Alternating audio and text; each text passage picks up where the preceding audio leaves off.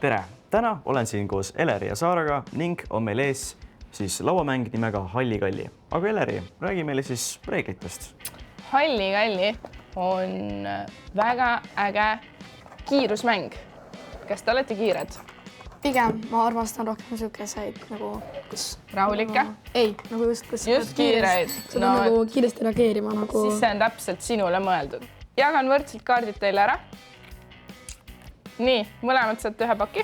Ära kaarti vaata, jätta enda ette lihtsalt niimoodi. Mõlemad kordamööda panete ühe kaardi. Tõmbad siit, vaata ja tõmbad. Kas käes võib ka olla nagu? Võid käes ka olla. Nii, siis on sinu kord. Kui ükskõik mis hetkel tuleb 5 ühesugust puuvilja, vajutad kella.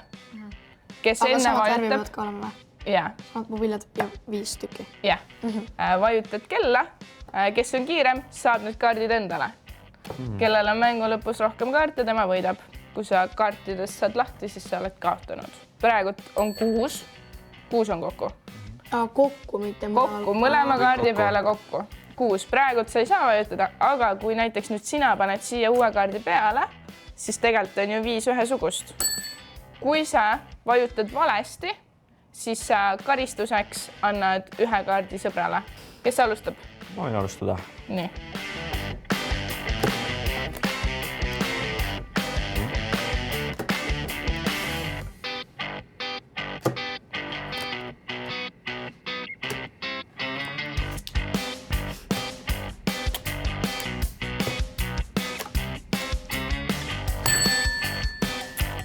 Vale.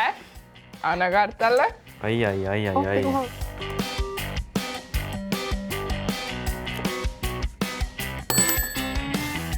Ossa. Halligalli sai läbi, aga meil on ka Halligalli twist, mis on natuke edasi jõudnud versioon, kus enam sa ei pea jälgima lihtsalt ühte asja, vaid mitut asja. Mis te arvate, kas te tahaksite seda proovida, kuidas teile eelmine Halligalli meeldis? Mulle eelmine meeldis, ma ütlesin, et mulle väga meeldivad kiiruse peale mängud. Ma ei maininud seda, et ma ei ole ennast kõige parem, on ju. Seega ma arvan, et ma natukene veel harjutaks seda Halligalli, seda tavalist ja siis võib-olla läheks üle twistile.